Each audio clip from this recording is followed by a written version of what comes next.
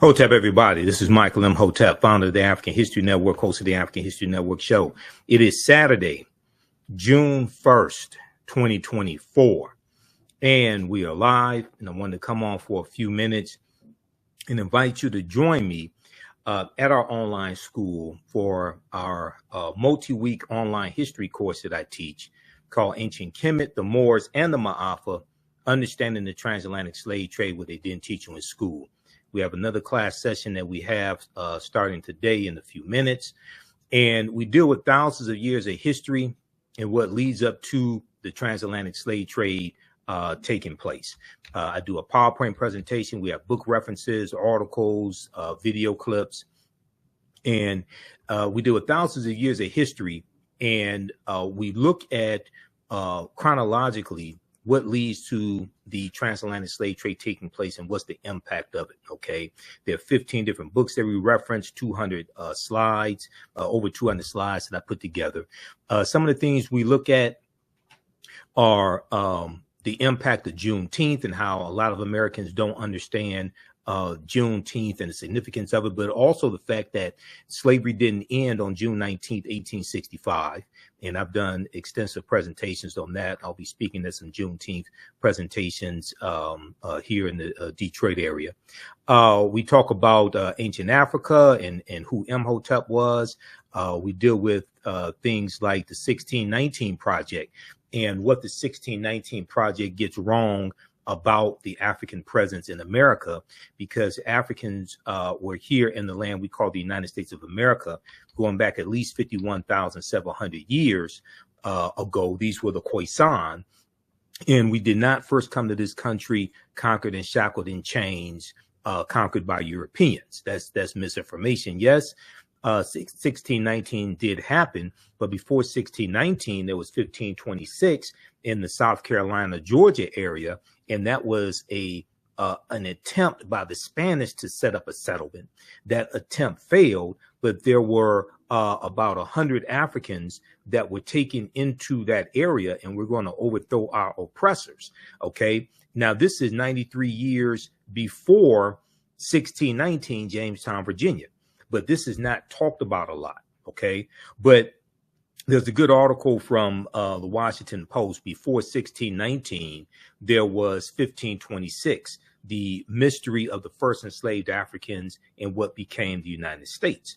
But even before this, even though this history right here is important, okay, don't get me wrong, but even before that, there were African people that were here. So I talk about Dr. David Imhotep and the book, The First Americans Were Africans, Documented Evidence, in the class. And this book is significant because it deals with the African presence going back at least 51,700 years. And these were the Khoisan, who come from Southern Africa, and they go all around the world. They're the ancestors to the Ainu and the Twa. They go all around the world. And they were here in the land that we call the United States of America as well. Now, I've interviewed Dr. David Imhotep a number of times on the African History Network show before he passed away. He became an ancestor in late 2023. But his book is phenomenal, and his subsequent book, The First Americans Were Africans, Revised and Expanded. Okay, that's the second book. But if we look at this here, he talks about the discovery by Dr. Albert Goodyear made in 2003, I think it was 2003, in Allendale County, South Carolina. Okay. And Dr. Albert Goodyear and his team discovered 13 different types of evidence, thoroughly documenting an African presence in this country going back at least 51,700 years ago. They found artifacts, architecture, campsites, carvings, Egyptian writings, footprints in lava, genetic M17D haploid groups dealing with DNA and genetics, linguistics, paintings, skulls, skeletons, structures, and tools. His book is backed up by 713 footnotes, as well as, it was 2004, 713 footnotes, as well as 7 peer-reviewed articles as well. Now, a lot of people try to invalidate this evidence and this research because they want to operate based upon the Clovis culture theory, and that the first humans that came to this land that we call the United States of America were Native Americans, and it's the Clovis culture discovery in New Mexico. And that dates back somewhere around 15,000 years ago. Okay, somewhere around 13,000, 14,000 BC or so.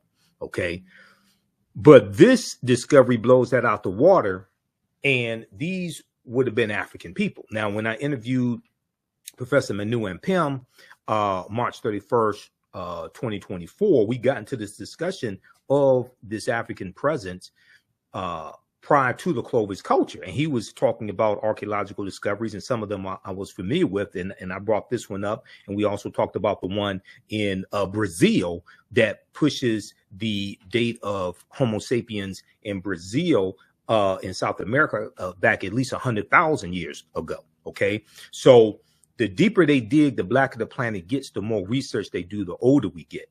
So before we can start talking about the transatlantic slave trade, you know, to understand the existence of something, you must first understand the pre-existence of existence, right?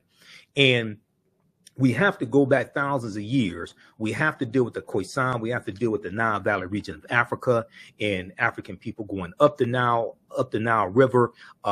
Kemet benefited, ancient Kemet, ancient Egypt benefited from the history of Nubia or Ta-Nehisi, which is the mother of ancient Kemet, as well as Abyssinia or Ethiopia, which is the grandmother.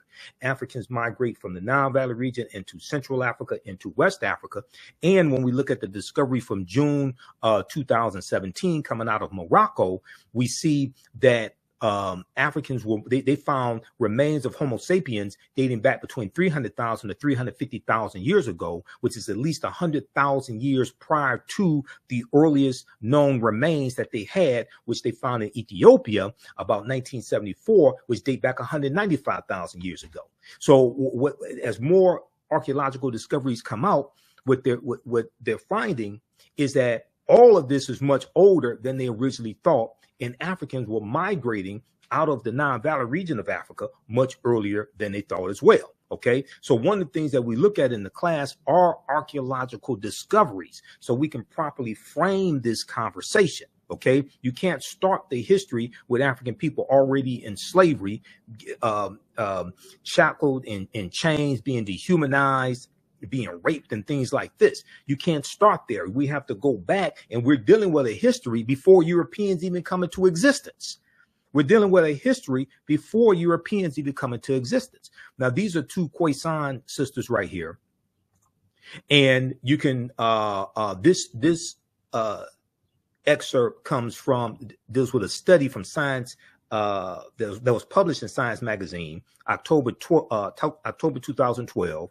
It was a genetic study that found that the Khoisan in Southern Africa are the oldest ethnic group of modern humans, with their ancestral line originating about 100,000 years ago. Now, this is before Europeans come into existence, before Native Americans come into existence. The Khoisan, formerly called by the derogatory term Bushmen, are genetically unique, and no other currently known population had separated so early from our common modern human ancestor, according to the report.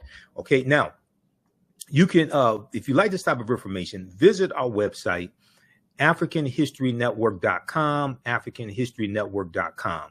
You can register for this full online course, and it's 10 multi-week sessions. Okay, and we have a few more sessions left. Now, we do the sessions live. All the sessions are archived and recorded. So our next sessions are today, June 1st. We're going to start up in a few minutes as soon as I finish this broadcast. So you can join us at our online school. This is taught at our online school, the African History Network online school, June 8th and June 22nd, 2024. All right.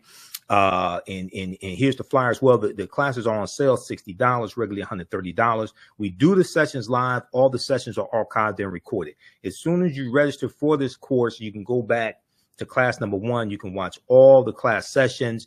They're archived. I do a PowerPoint presentation. We have book references, articles, video clips. I show you excerpts of interviews I've done with many of our scholars as well, like Professor James Small and Tony Browder and Runoko Rashidi, etc. You can look at our class lesson plan here as well. I've been teaching this class on and off since 2007. I've been studying history 34 years. I put together an extensive class lesson plan that takes you through each class session to show you an outline of the type of content that we cover. You can download the class lesson plan as well to help you in your studies, help you in your research also. Okay. We have a preview of the class here as well.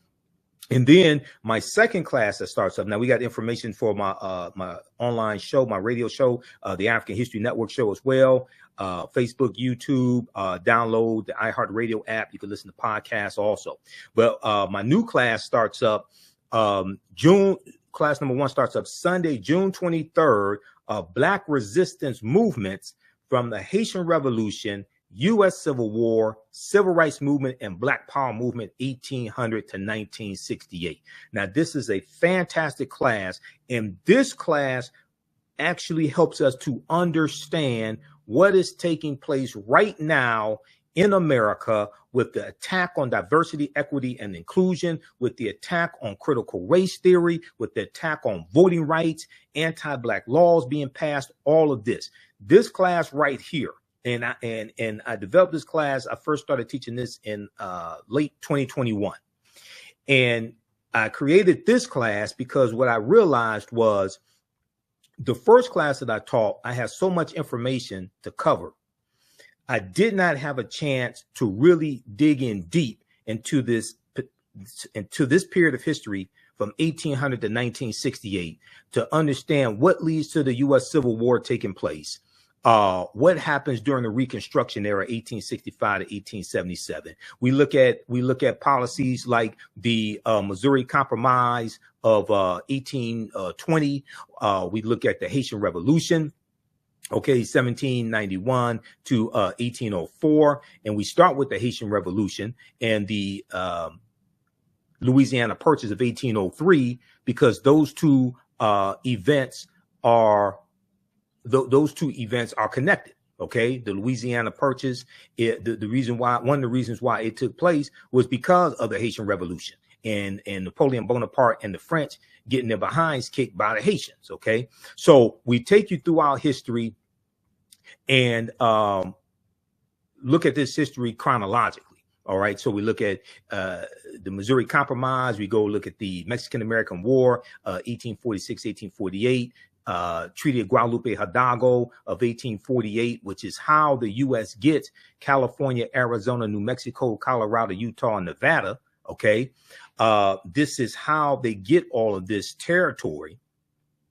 And we see what leads to the U.S. Civil War taking place. South Carolina is the first state to secede from the Union, December 20th, 1860, 6 weeks after Abraham Lincoln becomes president-elect. And you have them, the South thinking that Lincoln is going to free the slaves. So we look at the U.S. Civil War. We look at the Reconstruction era, 1865, 1877. And African Americans get voting rights. You have the 13th Amendment, 14th Amendment, 15th Amendment to the U.S. Constitutions. And then we see with the Compromise of 1877, we're going to see a lot of those rights reversed.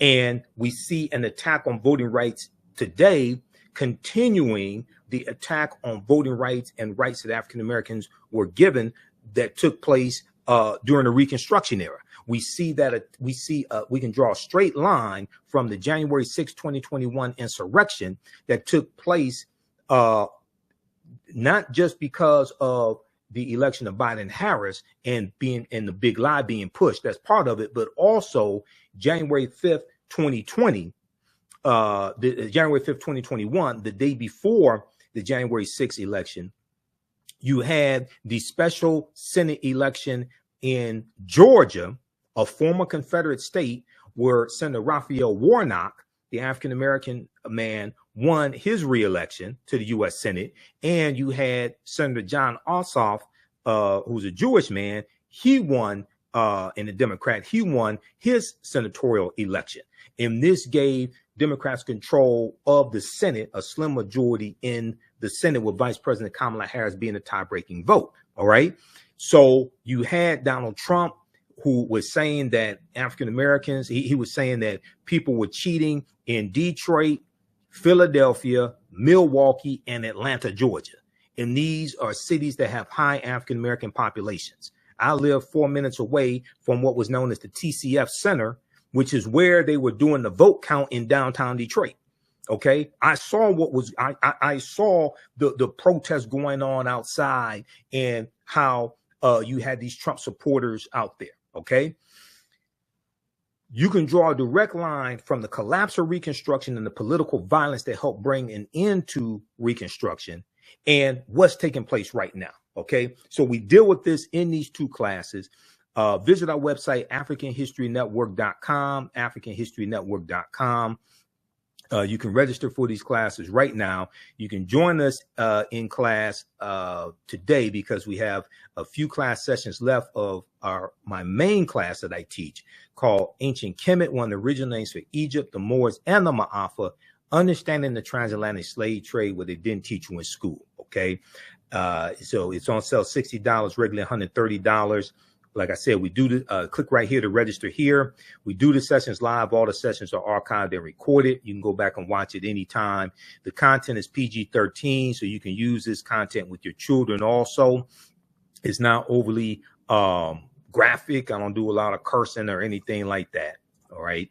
And you can download our class lesson plan, which will help you in your research. Okay, so we take you through our history. We look at different archaeological discoveries, like on the Greek island of Crete, they found stone tools that date back 130,000 years ago. This was in 2010. This is an article from the New York Times. We look at things like Tanis Heraklion, the lost city of Egypt, which is about 1,200 years old, and it was believed to have been built around 8th century BC. We look at things like look at cooperative economics, which comes out of African culture, comes out of African history. And we look at information from Dr. Jessica Gordon Nemhard, who wrote the book Collective Courage, that talks about the history of economic empowerment and us using the cooperatives, even going back to slavery, like the Free African Society in 1787, the Free African Union in 1780, things like the Colored Merchants Association in 1928. We have a deep, rich history of cooperative economics, okay, and economic empowerment. And these are principles that we brought with us from Africa, okay. And then we will go and continue to look at archaeological discoveries like this one here. This is the one I mentioned, dealing with Morocco. We're older than we thought. New find pushes human origin back 100,000 years. Now, this is a good article from NBCnews.com that talks about Homo sapiens, remains of Homo sapiens being found in Morocco that date back 300,000 to 350,000 years ago. Okay, so we'll take you through different archaeological discoveries. Then we'll look at ancient civilizations. Whether we talk about ancient Kemet, whether we talk about Nubia or Ta-Nehisi. We'll look at, we'll talk about the Olmec civilization as well. And Dr. David Imhotep talks about the Olmecs in the First Americans were Africans documented evidence. And he talks about the ancient Egyptian Mandinka Olmec connection. And he deals with how the Olmecs were a mixture of these three. It was an intermixing of these three that give you the Olmecs. Okay. We'll talk about the Freemasonry in Egypt of the West and how ancient Africa influences the United States. How the layout of Washington, D.C. is based upon an ancient African is based upon the layout of ancient Egypt. Number one, how the Washington Monument is a ancient African symbol called a Tekken, or Tekkenu for plural, which comes from the story of Asar, Aset, and Heru, who the Greeks called Osiris, Isis, and Horus. And you see there were about 1,200 Tekkenu in ancient Kemet. Today, they're less than 12. They've been taken to other parts of the world as well, some of them like London, England, New York City, and Paris, France. There's a good article from face-to-faceafrica.com called Cleopatra's Needle, how 3 ancient Egyptian obelisks ended up in New York City, London, and Paris. Okay, face-to-faceafrica.com. And this deals with Asar, Aset, and Heru, who the Greeks called Osiris, Isis, and Horus. When you look at the Black Madonna and Child, okay, the Black Madonna and Child comes from that story of the trilogy, okay, ancient Asar, Aset, and Heru. And we see our stories told over and over again over thousands of years, adapted to various people's cultures. All right. When we look at Freemasonry, we see the teachings from the ancient Egyptian mystery system or ancient Kemetic mystery system that are going to be taken into Europe by the Africans known as the Moors. And then those teachings are going to go underground after the Knights Templar are disbanded. And then they're going to resurface as the Yorkshire Rites of the Freemasons and other groups of Freemasons. And we know that 50 of the 56 signers of the Declaration of Independence were Freemasons. So, and we know George Washington was a Freemason as well. The word Mason is derived from the Latin words mass and sun. Mason means child of light and expresses the desire to pursue light, which is a metaphor for the sun, which symbolizes knowledge. The term child of light or sons and daughters of light was first used to identify students who had completed 42 years of study in the temples of ancient Kemet.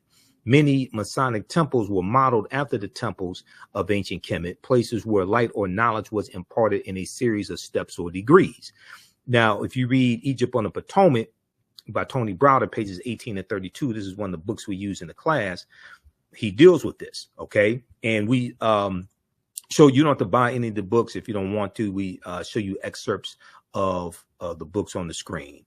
But we look at information like this, take you throughout history, and we see the influence on America from ancient Africa, all right?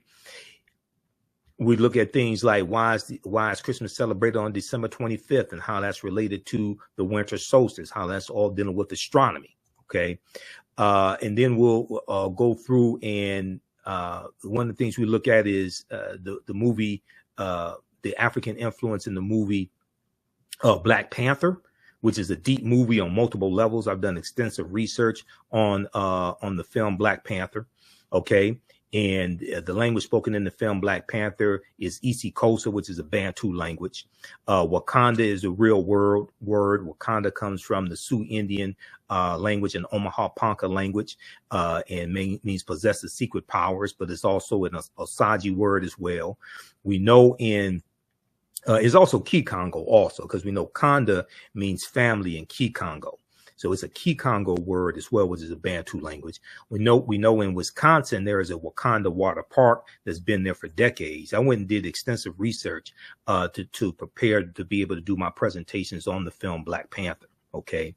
So the film Black Panther is deep on multiple levels. But we'll go through and look at civilizations like Carthage, in Northern Africa, in where Tunisia is, and we'll talk about Hannibal Barca and the Battle of Cannae in 216 BC, fighting against the Romans, and then we'll look at the history, some of the history of the Moors, and the Moors going into Europe in 711 AD, settling in the lower Spain, or what was called the Iberian Peninsula then, and the Moors referred to it as Al-Andalus. Al-Andalus, which basically means to walk in the spiritual path or walk in the spiritual light.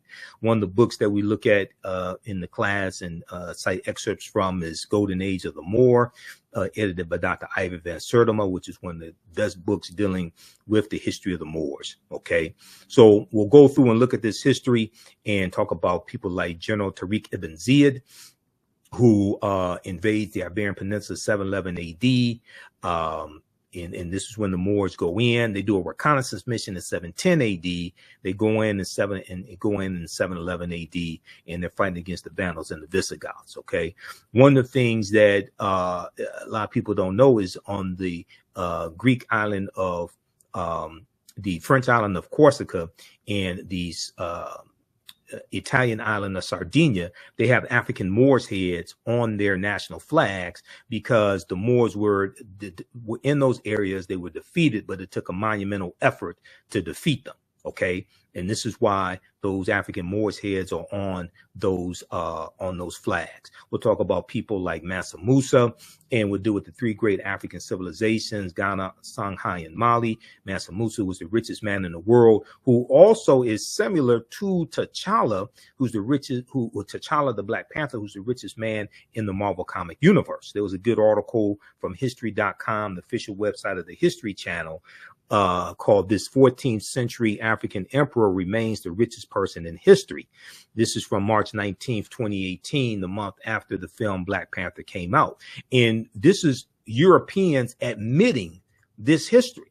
Okay, they say in the vast fictional universe of Marvel Comics, T'Challa, better known as Black Panther, is not only king of Wakanda, he's also the richest superhero of them all. And although today's fight for the title of wealthiest person alive involves a tug of war between billionaire CEOs, the wealthiest person in history, Mansa Musa, has more in common with Marvel's first black superhero.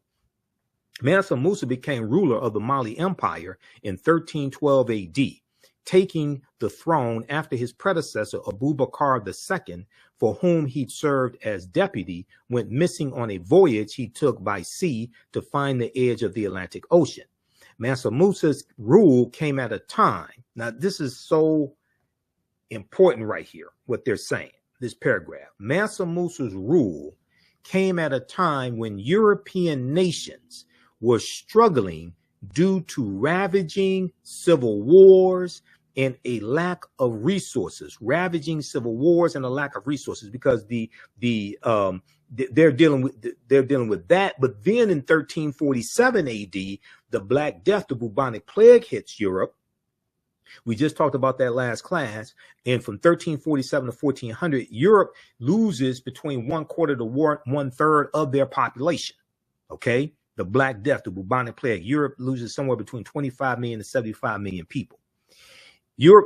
Mansa Musa's rule came at a time when European nations were struggling due to raging civil wars and a lack of resources. During that period, the Mali Empire flourished thanks to ample natural resources like gold and salt. Okay, so we're going to see how the 800-year occupation of Europe by the Africans known as the Moors are going to lead to Cristoforo Colombo setting sail August 3rd, 1492, late in the same year that the African Moors lose control of Granada, January 2nd, 1492, their last Spanish stronghold. Okay, and it's going to be August 2nd, 1492, that the Spain expels the Sephardim, the Sephardic Jews, the day before Columbus set sail. Now, Columbus was trying to get King Ferdinand and Queen Isabella to finance his voyage for about 7 years. So we'll go through and look at what Columbus was looking for, how all this happened. And one of the things that we have to understand is Columbus never came to the land that we call the United States of America. The closest he came here was Cuba, which is 90 miles away. At history.com, the official website of the History Channel, when you go research Christopher Columbus, they show you where he went. He never came to the land that we call the United States of America. Okay. And we know that the Spanish are the second ones involved in the transatlantic slave trade. The first ones were the Portuguese, beginning in 1441 with Anton Gonzalez going into what is modern day Mauritania. But we're going to see the transatlantic slave trade slowly expand. But one of the things that causes it to explode is Columbus and his 4 voyages and going into places like Hispaniola or Santo Domingo. And on Santo Domingo, you have the Dominican Republic and you have Haiti. And we know in 1697, the French are going to take the western third of Hispaniola or Santo Domingo, and they're going to call that Saint Dominique. And in 1791, there's a revolution in the Saint Dominique colony, which becomes known as the Haitian Revolution. That's where Haiti is today. All this land is conquered on behalf of Spain by Christopher Columbus. August 3rd, 1492, Columbus set sail on the Nina, the Pinta, and the Santa Maria. He goes into what we call today the Bahamas. He called it San Salvador, which means Saint Savior, but then he became a devil to the people. He goes into Cuba. He goes into Hispaniola. Cuba did not get its independence from Spain until 1898 during the Spanish-American War. Okay? That's about 400 years after Columbus conquers Cuba. He goes into the West Indies. He goes into Boricuan, what we call Puerto Rico. He goes into Jamaica. Okay, so a lot of these places that people like to go on vacation, right? A lot of these Caribbean islands and tropical islands that like to go on vacation were raped by Columbus and his men on behalf of Spain. Jamaica was one of them.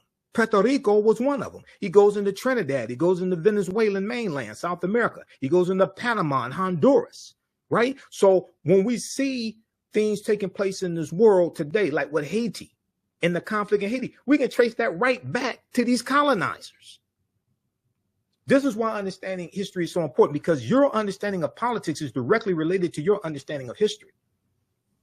And unfortunately, many Americans don't understand either one. Okay, so we'll look at the influence of Columbus, and then Columbus and his 4 voyages are going to lead to King Charles V and the Asiento de Negros. Okay, King Charles V and the Asiento de Negros, August of 1518. And this drastically expands the transatlantic slave trade. And it causes the first direct routes from Africa to their final destinations and not having to stop in Europe, not having to stop in Spain. Okay, we'll look at things like the doctrine of discovery, Dum Diversas, 1452, and Pope Nicholas V, etc. So this is a deep history. So we go through and look at this history chronologically as much as we can. Okay, so register for this class: Ancient Kemet, the Moors, and the Maafa. Understanding the transatlantic slave trade, what they didn't teach you in school. We're going to do it a lot of history you've never heard before. People like Bartolomé de las Casas. You can't talk about the transatlantic slave trade without talking about Bartolomé de las Casas, Christopher Columbus, King Charles V of Spain, because de las Casas is the one who advocates for Africans, primarily, secondarily, some white people to be enslaved as opposed to Native Americans. He's the one that proposes this, and he traveled on some of the voyages with Christopher Columbus. Right Reverend Bishop Bartolomé de las Casas. Now, de las Casas is going to quickly regret that and fight against the transatlantic slave trade, but it's too late. This thing has exploded. Okay, 1518 is before the English get involved in 1562 with Sir John Hawkins. All these European nations did not get involved in the transatlantic slave trade at the same time. This thing slowly evolves. Okay, visit our website, AfricanHistoryNetwork.com, AfricanHistoryNetwork.com. Register for these 2 online courses. And like I said, we do the sessions live. All the sessions are archived and recorded. You can go back and watch it anytime. You don't have to be live in the class. You can see me in the class. I can't see you. Click right here, register here, and it takes you to our next page. Click right here to enroll. All right. And then also register for the second class that I teach coming up June 23rd. Black resistance movements from the Haitian Revolution, U.S. Civil War, Civil Rights Movement, and Black Power Movement, 1800 to 1968. Okay, because these 2 classes are going to blow you away. You can use this content with your children. Like I said, the content is PG-13. I don't do a lot of cursing or anything like that. The class is very visual, okay, and you're going to learn so much in this. And that second class that I teach, like I said, directly relates to what's taking place right now with politics. Your understanding of history, your understanding of politics is directly related to your understanding of history. So when we get into this class, and one of the things that we deal with is the party realignment between the Democrats and Republicans that began in 1928 with what's called the Lily White Movement of 1928, which was the effort of Republicans to push African Americans out of the Republican Party and ignore our needs and concerns. That began with the Republicans wanting to get Herbert Hoover elected as president in 1928. So they appealed to Southern segregationist Democrats in 5 former Confederate states.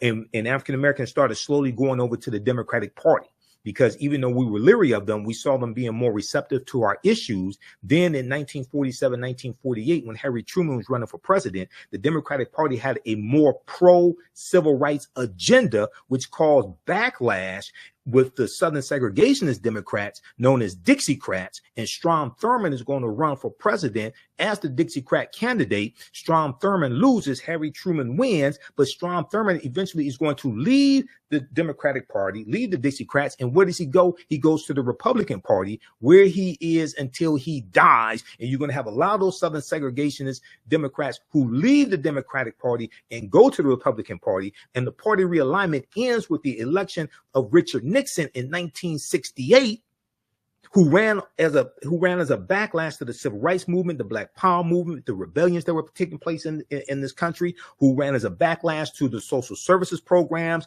the Great Society programs from the Lyndon Baines Johnson. He ran as a backlash to all of that, and he ran on white grievance, and he ran on a platform of law and order. And law and order, when you hear people talk about this like Donald Trump, law and order, who was friends with Richard Nixon, that means protect white people and lock up African Americans. When you hear that, okay? And then June 17th, 1971, what does Richard Nixon do? He declares the war on drugs. That's where the war on drugs begins. I did an extensive presentation, a 2-hour lecture dealing with the history of the war on drugs and the origins of it.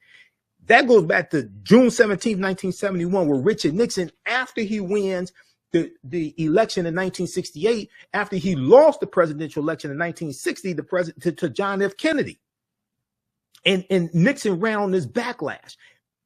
Ronald Reagan, 1980, wins on a backlash against African Americans. This is a deep history. Your understanding of politics is directly related to your understanding of history. So when you see me on Roland Martin Unfiltered, and I've been on Roland's show almost every week since October 2020, almost 4 years. The reason why I can talk about politics is because I understand history. So you see me providing historical and political analysis because I understand both of them. I teach this history. All right, we got to get out of here. I have to teach this class. You can also support the African History Network, $, the AHN show, $, the AHN show through Cash App, $, the AHN show through Cash App, and through PayPal, paypal.me/the AHN show. This is our official Cash App account. Now, there's some fake ones out there I'm still trying to get shut down. That's why I created this graphic, because they've been stealing money from us. And if you see some of these fake ones, please report these bastards to, please. They've been stealing money from us, okay? And it hurts us financially. There's about 5 fake African History Network Cash App accounts out there that I've identified. Ours is $, the AHN show, SHOW. When you go to it, it'll say Michael. Usually it'll show my picture there, but you click on this link right here. This takes you to a QR code. This is our Cash App account. All right. These other ones out here are fake. They've been stealing money from us. They may be white supremacists, or they may be black social media disinformation agents that hate black people also, because you got some of those fake ass people out here as well. And this is our link for PayPal also, paypal.me/the AHN show. All right. You can join me in class, register for this class at our website, AfricanHistoryNetwork.com. I got to jump off here. I got to teach this class now. Remember, right now is correct wrong behavior. It's not over till we win. Wakanda forever. And we'll talk to you next time. Peace.